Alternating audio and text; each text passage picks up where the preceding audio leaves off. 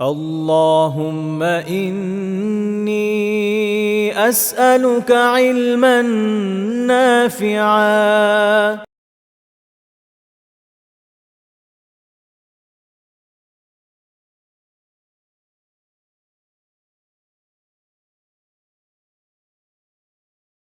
السلام عليكم ورحمة الله تعالى وبركاته. إن الحمد لله نحمده ونستعينه ونستغفره ونؤمن به ونتوكل عليه ونعوذ بالله من شرور أنفسنا ومن سيئات أعمالنا. من يهد الله فلا مضل له ومن يضلل فلا هادي له. ونشهد أن لا إله إلا الله وحده لا شريك له، وأشهد أن محمدا عبده ورسوله. اللهم صل وسلم وبارك على سيدنا محمد وعلى آله وأصحابه أجمعين،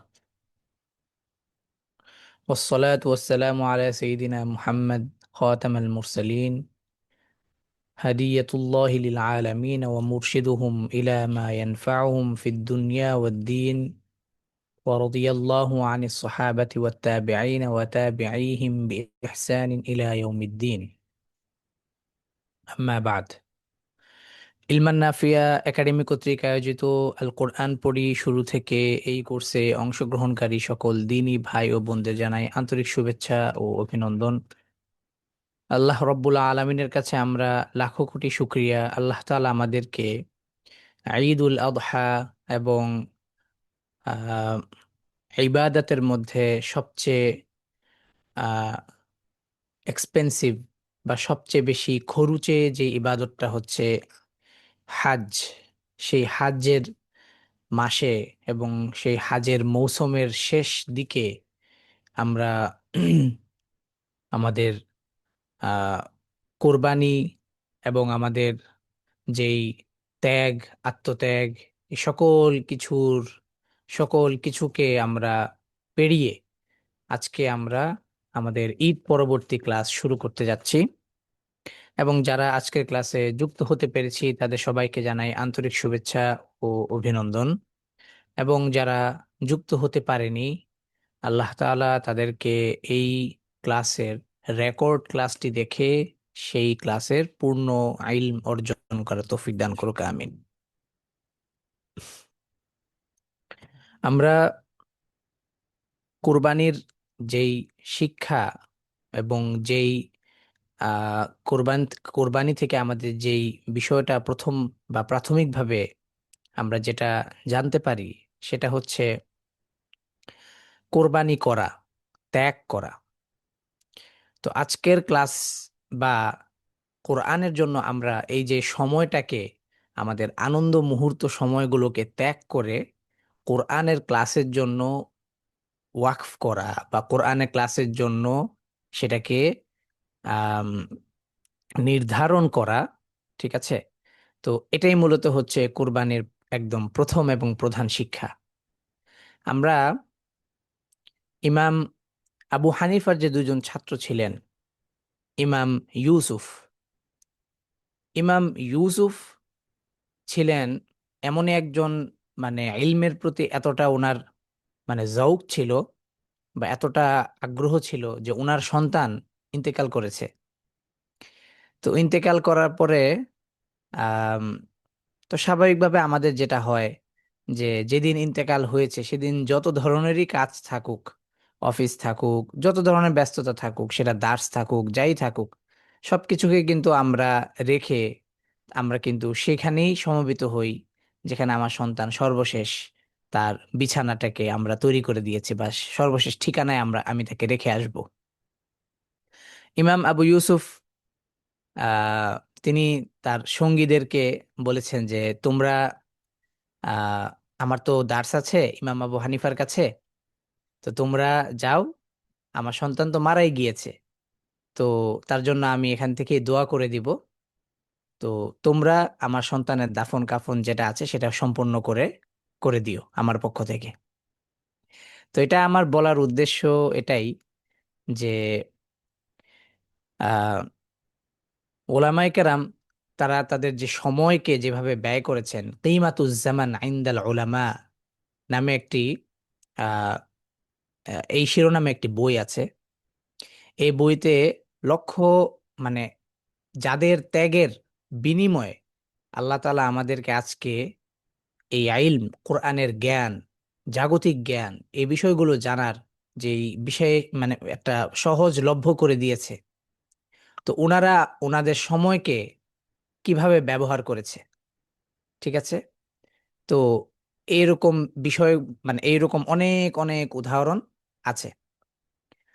তো যাই হোক, সব কথার মূল কথা হচ্ছে এটাই যে ওনারা যেভাবে সময়কে ব্যবহার করেছেন, আল্লাহ তাআলার জ্ঞান, আল্লাহ তাআলার দ্বীন অর্জনের জন্য সময়কে যেভাবে ওনারা ব্যবহার করেছেন, নিজেদেরকে ত্যাগ করেছেন, নিজেদেরকে সর্বোচ্চ সর্বোচ্চ থেকে সর্বোচ্চ নিজেদেরকে বিলিয়ে দিয়েছেন। ঠিক তার পরবর্তীতেই আল্লাহ তাআলা ওনাদেরকে পুরো পৃথিবীর কাছে সেভাবেই উজ্জীবিত এবং জাগ্রত রেখেছেন। কিয়ামত একদিন হয়ে যাবে, কিন্তু তাদের নাম, তাদের ইলম, তাদের আমল, তাদের কাজ মুছবে না। ইমাম আবু হানিফাকে কেউ কোনোদিন মুছতে পারবে? পারবে না। ওনার যে ছাত্র যারা আছে তাদেরকে কেউ মুছতে পারবে? পারবে না, এটা অসম্ভব। তো এই জন্যই আল্লাহ তাআলা আজকের ক্লাসে যারা অংশগ্রহণ করতে পেরেছি তাদের সবাইকে আন্তরিক মোবারকবাদ। ইমাম শাফিঈ রাহিমাহুল্লাহ উনি একটা দার্সে গিয়েছেন। সবাই, তো দার্স চলাকালীন সময়ে হাতি আসছে। তো হাতি আসার পরে সবাই হাতি দেখতে চলে গেছে। তো ওনাকে জিজ্ঞাসা করা হয়েছে যে তুমি কেন যাচ্ছ না? সে বলছে আমি তো হাতি দেখতে আসি নাই, আমি তো ইলম অর্জন করতে আসছি। তো হাতি আসুক বা কি আসুক এটা তো আমার দেখার বিষয় না। আমার মূল বিষয় হচ্ছে যে আমি যেটা অর্জন করতে এসেছি, যেটা আমি শিখতে এসেছি, সেটা আমার ঠিক মতো হচ্ছে কিনা, বা সেটা আমার মূল মাকাসিদ। অতএব আল্লাহ তাআলা আমাদের সবাইকে কবুল ও মঞ্জুর করুক, ঠিক তাদের মতোই যাদেরকে আল্লাহ তাআলা কবুল করেছেন। তো আমরা যেখানে আলোচনায় ছিলাম, আমাদের কোরবানির ছুটির আগ পর্যন্ত আমরা যেখানে আলোচনায় ছিলাম সেটা ছিল হালক, তার পরবর্তীতে ছিল কফ, কাফ এবং জিম, শিন, ইয়ার মাখরাজ। এই মাখরাজগুলো আলোচনার পর এর পরবর্তীতে আজকে আমরা যে বিষয়টি নিয়ে আলোচনা করব, বা মাখরাজের পর্যায়ক্রমের যদি হিসাব করি, তাহলে জিহ্বার মধ্যভাগ এবং মুখের তালুর মধ্যভাগের পরবর্তী যেই হারফটি বা পরবর্তী যেই অংশ থেকে উচ্চারণের আওয়াজ বের হবে, সেটা হবে হচ্ছে দদ। ঠিক আছে? তো আমরা গত ক্লাসেও আমরা দদ হারফের কিছু বৈশিষ্ট্য নিয়ে আমরা কথা বলেছিলাম। কিছু হারফের বৈশিষ্ট্যর মধ্যে একটি হচ্ছে যে দদ এমন একটি হারফ যার সাউন্ড অন্য কোনো ভাষায় নেই, এবং যার সাউন্ডের মতো আর অন্য কোনো ভাষায় নেই তো বটেই, বরং দদ হারফের সাউন্ডকে দিয়েই আরবি ভাষাকে আলাদা একটা পরিচয় ডাকা হয়, বা আলাদা করে আরবি ভাষাকে একটি শিরোনামে তাকে পরিচয়িত করা হয়। সেটা হচ্ছে যে লুগাতু দদ নামেও তাকে বলা হয়, অর্থাৎ দদ হারফের ভাষা। ঠিক আছে? তো আমরা ইনশাআল্লাহ আমাদের সেই কাঙ্ক্ষিত দদ হারফের মাখরজটা আজকে আমরা পড়বো, এবং তার পরবর্তীতে আমরা লাম, নুন, র, এই তিনটি হারফের মাখরজও আজকে আমরা শেষ করবো ইনশাআল্লাহ। দদ হারফটা উচ্চারণের ক্ষেত্রে বা দদ হারফের মাখরজটা বোঝার ক্ষেত্রে আমরা প্রথমত একটা বিষয় বুঝবো, সেটা হচ্ছে যে দদ হারফটা কোন কোন পার্ট থেকে উচ্চারিত হয়, জিহ্বার কোন কোন পার্ট থেকে, এবং মুখের তালুর কোন কোন পার্ট থেকে, পাশাপাশি দাঁতের কোন কোন দাঁত এর সাথে সম্পৃক্ত থাকে। এই তিনটি বিষয় আমাদের ভালোভাবে জানতে হবে। ঠিক আছে? তো এখানে আমরা যদি খেয়াল করি যে দদ মূলত জিহ্বার যে পার্শ্ব বা কিনারা আছে বা সাইড আছে, মূলত সেখান থেকেই তার হারফের উচ্চারণগুলো জিহ্বার দিক থেকে এই এই জায়গাগুলো থেকে উচ্চারিত হয়। অর্থাৎ জিহ্বার জায়গা থেকে বা জিহ্বা নামক অঙ্গ থেকে যদি আমরা দদ হারফের মাখরজকে যদি আমরা বুঝতে চাই বা তার জায়গাটা যদি জানতে চাই, সেটা হচ্ছে জিহ্বার পাশগুলো। ঠিক আছে? তো এই ক্ষেত্রে আমরা যদি আহ, এখানে জিহ্বা এবং মুখের তালুর দুটি ছবি দেয়া আছে, এখানে আমরা যদি জিহ্বার দিকে খেয়াল করি, তাহলে এই যে আমরা কিন্তু খেয়াল করলেই দেখতে পাবো যে জিহ্বার কিনারাগুলো আছে। কিন্তু জিহ্বার যে মধ্যভাগ আছে, এই যে যে পার্টটা আছে, এই পার্টগুলো থেকে কিন্তু কোনো হার্ফ উচ্চারিত হয় না। ঠিক আছে, এই অংশগুলো থেকে কোনো হার্ফ উচ্চারিত, মানে এই অংশগুলো থেকে, দুঃখিত, এই অংশগুলো থেকে হার্ফ উচ্চারিত হয়, কিন্তু দদ হার্ফ উচ্চারিত হয় না। ঠিক আছে।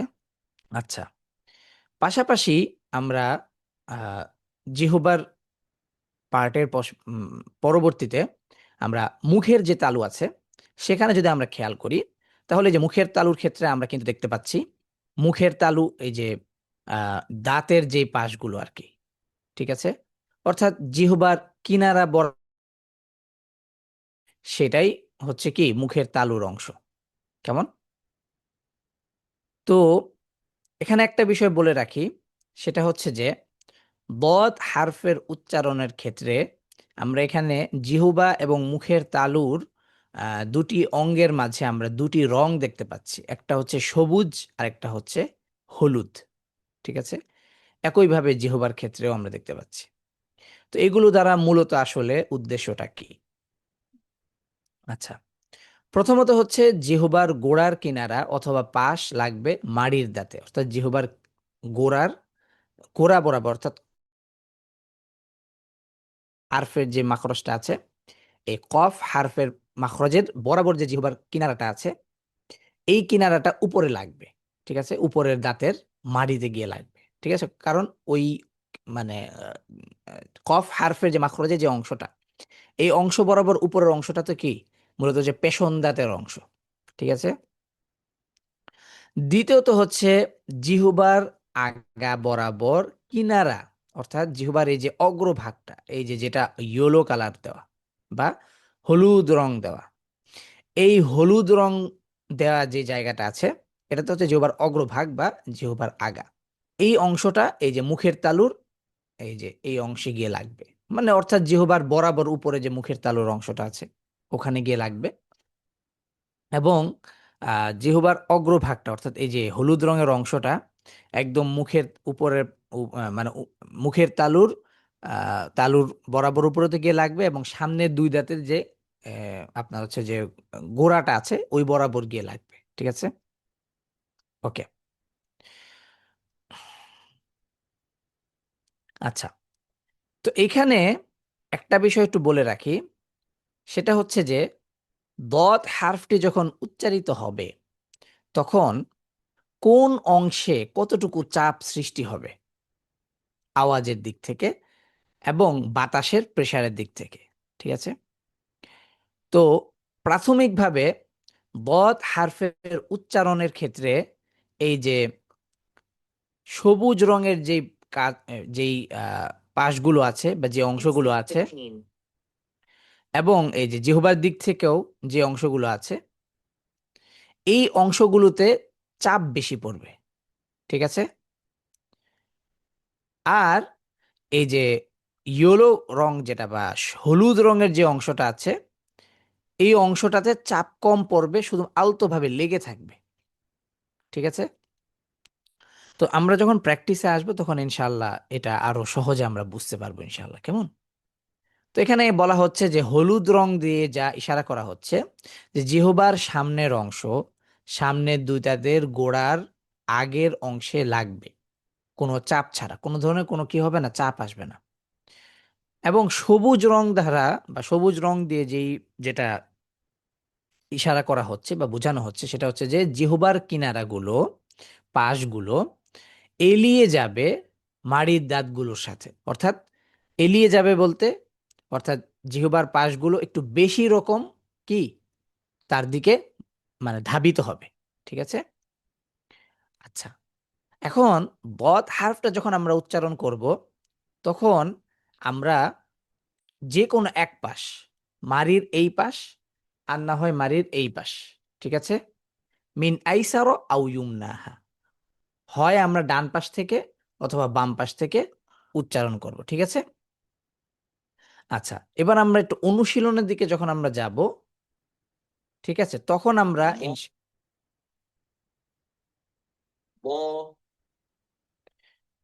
আচ্ছা, যখন আমরা অনুশীলনে যাব তখন ইনশাআল্লাহ আমরা কি বলে এর মাখরজের বা এর উচ্চারণটা আমরা আরো সুন্দরভাবে বুঝতে পারবো।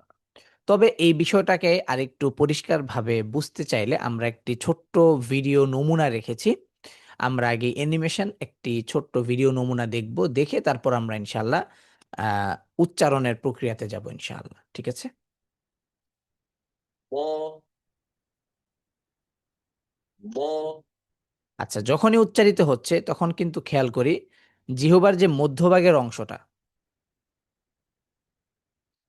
এই যে যে অংশটা, এই অংশটা কিন্তু আর লাগে না। এই পুরো অংশটাই কিন্তু কি থাকে, নিচের দিকে থাকে। আর এই যে অংশটা জিহ্বার অগ্রভাগের অংশটাই কিন্তু উপরের দিকে লেগে থাকে। পাশাপাশি জিহ্বার এই যে গোড়ার যে কিনারাগুলো আছে, হ্যাঁ, এই গোড়ার কিনারাগুলো উপরে লেগে থাকে, এবং এই যে গোড়া বরাবর যে অংশটা, গোড়া বরাবর যে অংশটা আছে, অর্থাৎ কফ হারফের মাখরজের যে অংশটা আছে, এই অংশটা উপরের দিকে থাকে। কেন থাকে? কারণ হারফটা মোটা হয়ে উচ্চারিত হয়, হেভি লেটার, হেভি সাউন্ডে উচ্চারিত হয় এই জন্য। ব, ব। ঠিক তেমনি ভাবে দলের জায়গায় যদি এবার আমি দাল বলি, দা, দেখেন দুইটা সাউন্ডের মাঝে আমরা কি পাচ্ছি, অনেক ডিফারেন্সে পাচ্ছি। ব, মোটা হচ্ছে আওয়াজটা। কেন? কারণ জিহ্বার গোড়াটা উপরের দিকে উঠছে, এই জন্য আওয়াজটা কি, মোটা হচ্ছে। সেম টু সেম দদের জায়গায় যদি আবার দালকে আমরা নিয়ে আসি, দা, দাল যখন আমরা বলছি দা, তখন কিন্তু খেয়াল করে দেখেন জিহ্বার গোড়াটা নিচের দিকে, এই জন্য সাউন্ডটাও কি হচ্ছে, লাইট সাউন্ড হচ্ছে। কেমন? আচ্ছা, এবার আমরা একটু অনুশীলনে যাব ইনশাআল্লাহ, এবং এই অনুশীলনের পরবর্তীতেই তখন আমরা এই বিষয়টা আরো সহজে এবং সুন্দরভাবে বুঝতে পারবো। আচ্ছা, আমার সাথে অনুশীলন করবেন মোহাম্মদ আলী তালুকদার ভাই। আমার সাথে অনুশীলন করবেন। একটু মাইক্রোফোনটা আনমিউট করবেন প্লিজ।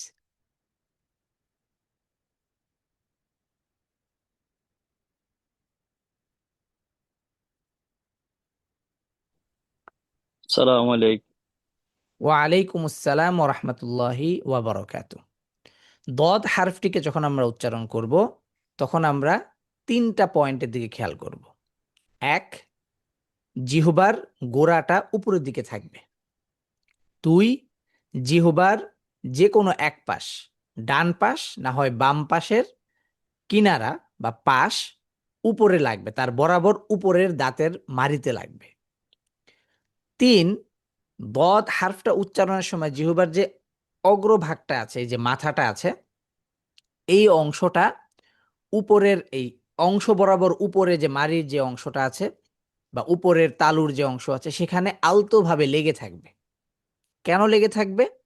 তার কারণ হচ্ছে দদ হারফটা যখন উচ্চারিত হবে, তখন তার যে বাতাসটা আছে, এই যে আমরা যে বাতাসটা, আমরা তো এর আগে আলোচনা করেছি যে ফুসফুস থেকে কিভাবে আমরা বাতাসে মানে প্রসিডিউরটা হয়, এই বাতাসটা তখন এই জায়গায় এসে, এই জায়গাটায় এসে এখানে লাগার কারণে বাতাসটা ওখানে আটকে যাবে, এবং আটক হয়ে যাওয়ার পরে একটা একটা বড় রকমের মোটা সাউন্ড করবে, একটা মানে হেভি সাউন্ড করবে।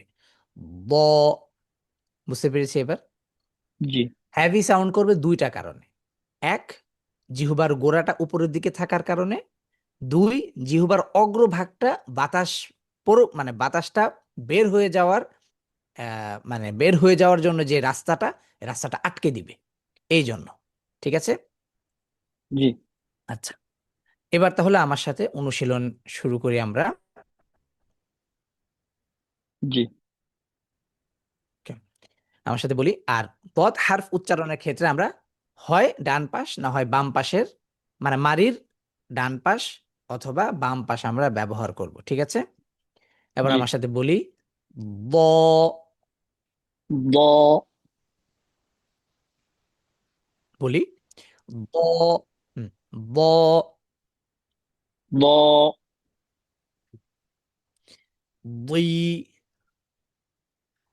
বই আইওয়া, বু, ব বু, ব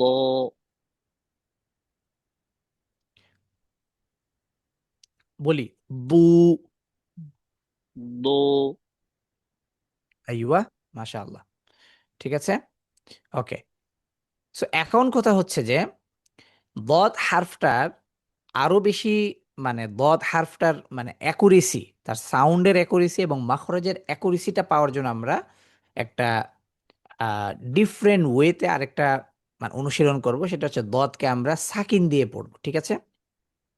হামজা ফাতহা, দদ সুকুন, হামজা কাসরা, দদ সুকুন, হামজা দম্মা, দদ সুকুন, ঠিক আছে? এতে আমাদের জি তার মাখরজটা পরিপূর্ণভাবে আমরা বুঝতে পারবো, ঠিক আছে? জি আচ্ছা, আমার সাথে বলি এল। আচ্ছা, এখানে আমি একটু বলে রাখি, আমি যখন উচ্চারিত করি তখন আমি ডান পাশটাকে বেশি ব্যবহার করি, ঠিক আছে? তো এবার আমার সাথে বলি এল। আও সরি আও আইয়ুয়া, এল। আও হুম। ইল। ইউ উল। ও হুম। এই ক্ষেত্রে আমাদের হচ্ছে যেটা, সেটা হচ্ছে যে দদকে যখন আমরা সুকুন করব, ঠিক তখনই এই যে আইসার বা ইয়ুমনা বা ডান অথবা বাম মারির যে কোনো একটা পাশ যদি আমরা এটাকে নেই, তখন সেই পাশটাকে আমরা একটু মানে একটু স্পেস দিব। কিভাবে? এল, মানে অর্থাৎ এখান থেকে টেনে তারপর আমরা এখানে নিয়ে আসবো। যদি বাম পাশ থেকে করি এল, দুইটার যে কোনো এক পাশ থেকেই করা যাবে। বাকি যেটা যার খুশি, যে যে মানে যার যেমনটা সুবিধা হয় আর কি উচ্চারণ করতে। এল। জি আও আইয়ুয়া, যখন এই যে দতকে সুকুন করলেন তখনই কিন্তু যে দেখেন বাতাসের প্রেসারটা কিন্তু যে সামনের জিহ্বার এই যে জিহ্বার অগ্রভাগে এসে চাপ লাগছে পুরো বাতাসটা, তাই না? মানে জি তখন মানে চাচ্ছে সে বের হয়ে যেতে, কিন্তু বের হতে না পারার কারণেই আওয়াজটা ভিতরে থেকে একটা মোটার মানে এই যে মানে হেভি সাউন্ড ক্রিয়েট করছে। এল। আও হুম। উল। ও হুম। ইল।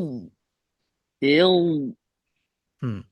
এখানে একটা বিষয় বলে রাখি, দদ যখন দম্মা করছি আমরা, দম্মা দিয়ে যখন সুকুন করছি, তো দম্মার ক্ষেত্রে তো আমাদের দুই ঠোঁট অটোমেটিক্যালি গোল থাকে। পাশাপাশি দদের ক্ষেত্রেও দদ যেহেতু উচ্চারিত হওয়ার ক্ষেত্রে কিছুটা হালকা গোলের মতো থাকে, পুরোপুরি গোল থাকে না। যার কারণে অনেকে ধারণা করতে পারে যে দদকে দম্মা দিয়ে সাকিন করার কারণে মনে হয় পুরো ঠোঁট গোলই রাখতে হবে।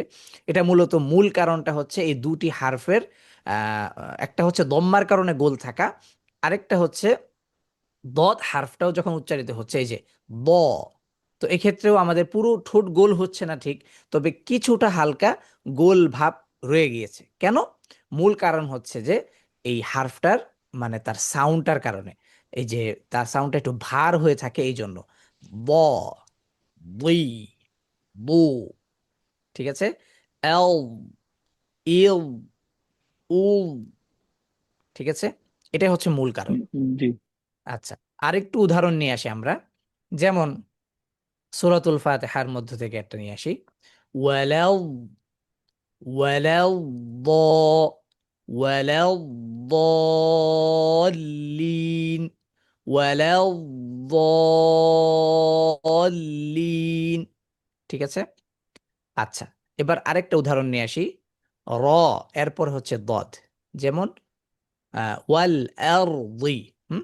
এবার আসি দেখেন, ওয়াল আরদি, ওয়াল আরদি, ওয়াল আরদি, ঠিক আছে? যেমন জি আরো কিছু উদাহরণ নিয়ে আসি।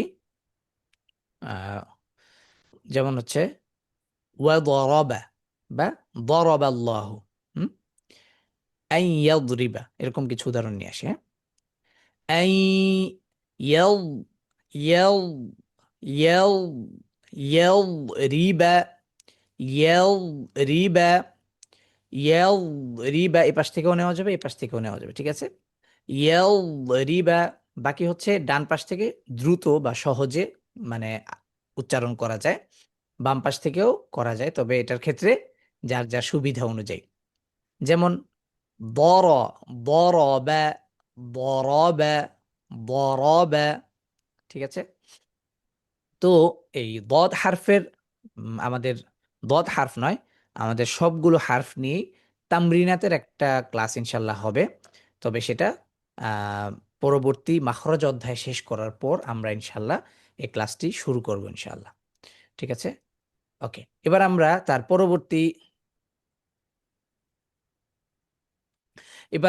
পরবর্তী হারফের যে মাখরজ সেটি হচ্ছে লাম, নুন, র। ঠিক আছে, স্বাভাবিকভাবে লাম, নুন, র এই তিনটি হারফের তার যে সাউন্ডটা আছে, এই তিনটি হারফের সাউন্ড আমাদের বাংলা ভাষার বর্ণর সাথে কিছুটা মিল আছে, তাই না? আচ্ছা, মিল থাকার কারণে এক্ষেত্রে আমরা মাখরজের যে আরবি বর্ণের উচ্চারণের যে অ্যাকুরেট মাখরজের যে বিষয়টা, সেটাকে আমরা একটু পাশে রেখেছি বা এটাকে আমরা আলোচনায় রাখিনি। কেন রাখিনি? তার কারণ যেহেতু এই তিনটি হারফ উচ্চারণে আমাদের বর্ণমালার বাংলা বর্ণমালার উচ্চারণের সাথে মিল আছে, সেজন্য আপনাদের সহজীকরণের জন্য আমরা আলোচনাটাকে এভাবে রেখেছি। ঠিক আছে, তো এবার আমি আসি লাম, নুন, র এই তিনটা হারফের ক্ষেত্রে তার মাখরজটা আসলে কোথায়। তার মাখরজটা হচ্ছে, আমরা মুখের তালুর এবং জিহ্বার একটা পার্টে পড়েছিলাম বা একটা অংশে আমরা পড়েছিলাম যে মুকদ্দিমুল হানাক বা মুখের তালুর শুরুর অংশ, আমরা যদি জিহ্বাকে যদি উপরে তালুতে লাগাই, লাগিয়ে যদি একটু সামনের দিকে আনি, তখন কিন্তু আমরা একটা উঁচু জায়গা পাবো, তাই না? অর্থাৎ এটা মারি, অর্থাৎ সামনে দুই দাঁতের মারির অংশ নয়, অর্থাৎ এই যে জিহ্বার মধ্যভাগের জিহ্বার মধ্যভাগ বরাবর বরাবর উপরে যে এই যে গোল গম্বুজের মতো, তার থেকে একটু সামনের দিকে যদি আসি, তখন একটা উঁচু জায়গা পাবো। ঠিক আছে, এই জায়গাটা হচ্ছে মুকদ্দিমুল হানাক বা মুখের তালুর শুরু। কেন? কারণ মুখের তালুর শুরু এই জন্য, কারণ এইভাবে যদি আমরা মানে এই প্রত্যেকটা অঙ্গের হিসাব করতে থাকি, তাহলে সেই হিসাবে এটা মুখের তালুর শুরু। ঠিক আছে, আচ্ছা। তো এবার এই মুখের তালুর শুরু থেকে বা শুরুতে জিহ্বার মাথা, অগ্রভাগ নয়, জিহ্বার মাথা, রসুল লিসান, এই রসুল লিসানটা এই মুখের তালুর শুরুতে গিয়ে লাগবে, সেখানে লেগে এবং জিহ্বার মানে অর্থাৎ রসুল লিসান বা জিহ্বার মাথা বরাবর যে জিহ্বার কিনারাটা আছে, এই কিনারা বরাবর উপরের যে দাঁত আছে সেখানে গিয়ে লাগবে। ঠিক আছে, আচ্ছা। যখন আমরা উচ্চারণ করব তখন আমরা এটা আরো সহজে বুঝতে পারবো আমার সাথে। আচ্ছা, আমি একবার বলি, তারপর আমরা প্র্যাকটিসে যাব। লা, ঠিক আছে, লি, লু, আল, ইল, উল। ঠিক আছে, এবার আসি নুন। লাম যে জায়গাটায় লেগেছে তার থেকে একটু সামনে যাবে, আন, না, নি, নু। ঠিক আছে, নুনের উচ্চারণটা অর্ধেকটা তার মুখ থেকে হবে, বাকি অর্ধেকটা নাক থেকে হবে। ঠিক আছে, তো নুনের উচ্চারণটা যখন আমরা করব, তখন লাম যে জায়গাগুলোতে লেগেছে, জিহ্বার অগ্রভাগটা, দুঃখিত, জিহ্বার মাথাটা মুখের তালুর শুরুর যে অংশে লেগেছে তার থেকে একটু সামনে, অর্থাৎ মুখের তালুর একটু সামনে থেকে আরেকটু সামনে গিয়ে লাগবে। ঠিক আছে, না, এবার বলি লা, দেখবেন যে একটু পেছনে আসছে, না, দেখবেন যে একটু সামনে। ঠিক আছে, লা, না, লি, নি, লু, নু। একটু আগে মানে একটা আগে মানে একটা প্রথমে আরেকটা পরে, এভাবে যখন আমরা করব তখন আমরা তার দুটি হারফের মাখরজ বুঝতে পারবো। ঠিক আছে, যে কারটা আগে কারটা একটু পরে। ঠিক আছে, এবং তার পরবর্তীতে নুনের যে মাখরজের জায়গাটা আছে তার থেকে আরেকটু সামনে, সেটা হচ্ছে র।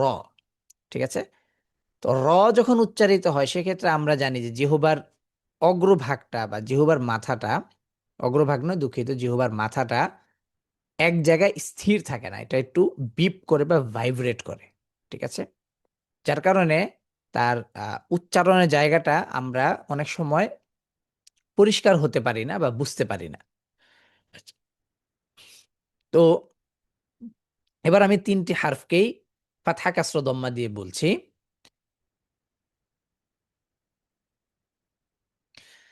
লা, না, র, লি, নি, রি, লু, নু, রু।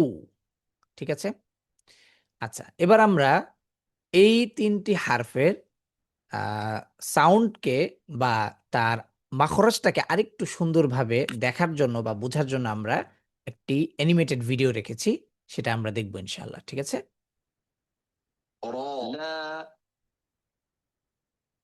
আচ্ছা, আমরা প্রথমে লামকে দিয়ে শুরু করবো ইনশাআল্লাহ।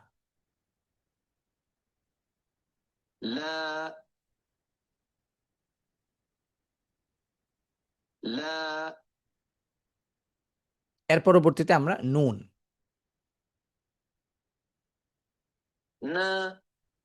খেয়াল করে দেখি লাম উচ্চারণের জন্য এই যে দেখেন, একটু খেয়াল করব আমরা, লামটা যখনই উচ্চারিত হচ্ছে তখন কিন্তু একটা জিহ্বার উপর একটা ছোট্ট সাদা বিন্দু, ঠিক আছে, সেটা যে জায়গায় লাগছে, নুনের ক্ষেত্রে দেখবেন যে সেই সাদা বিন্দুটা একই জায়গায় লাগছে না, আরেকটু সামনে লাগছে। মানে আহ অনেকটা কাছাকাছি, অনেকটা কাছাকাছি হচ্ছে এই যে উপরের দাঁতের গোড়ালির কাছাকাছি, অনেকটা কাছাকাছি। ঠিক আছে? খেয়াল করি।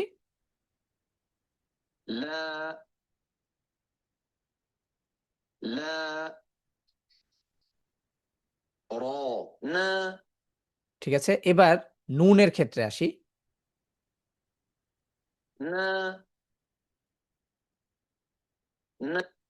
এই যে দেখেন, নুনের ক্ষেত্রে নুনের ক্ষেত্রে আমরা দেখেন এই যে লামের থেকে আরেকটু সামনে, একদম আহ একদম কাছাকাছি হচ্ছে সামনের উপরের সামনের 2 দাঁতের ইয়ের কাছাকাছি, কি বলে, গোড়ালির কাছাকাছি।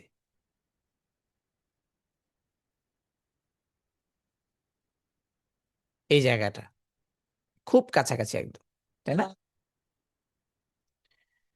আচ্ছা, এবার আমরা র হারফটাকে শুনবো ইনশাআল্লাহ।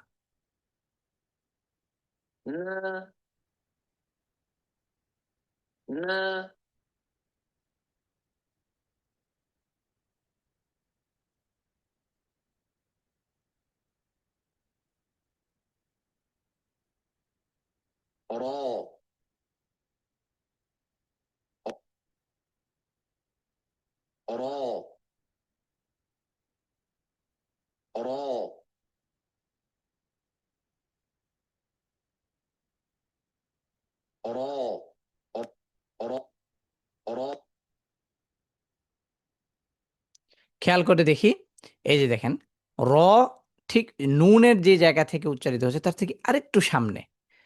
ঠিক আছে? এই জিহ্বার উপরের অংশে দেখেন যে একটা কালো বিন্দু দিয়ে এটাকে ইশারা করা হচ্ছে। ঠিক আছে? আচ্ছা, এবার আমরা ছোট্ট করে একটা অনুশীলন করব ইনশাআল্লাহ।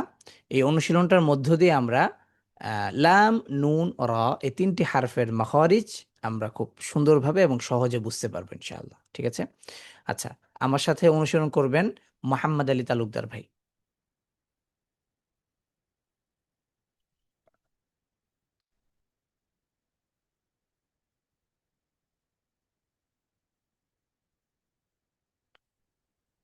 মোহাম্মদ আলী তালুকদার ভাই, মাইক্রোফোনটা আনমিউট করবেন প্লিজ।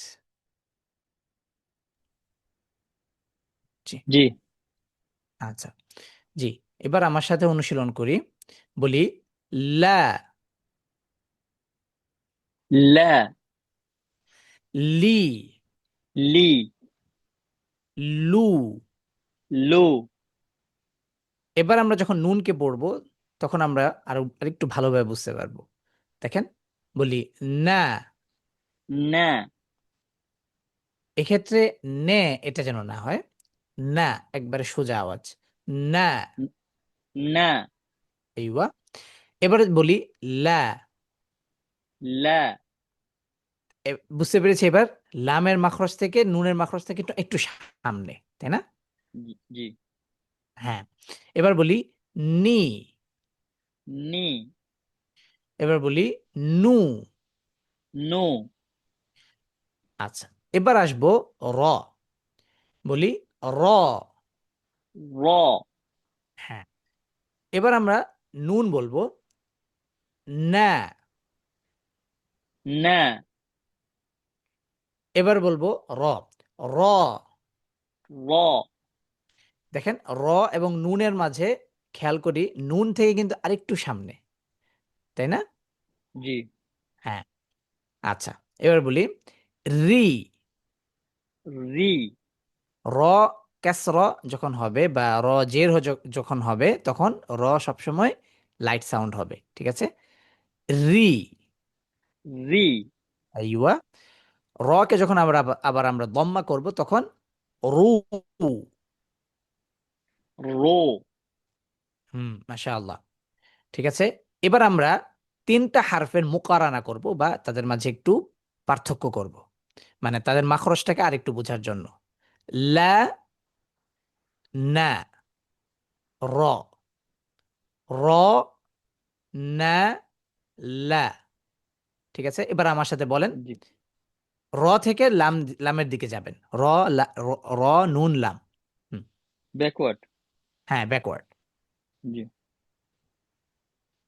র, না, লা, বুঝতে পেরেছি এবার যে জি, মাখরজটা কিন্তু ব্যাকওয়ার্ড থেকে আসলে আমরা বুঝতে পারবো যে আগে, তারপর একটু, তারপর একটু।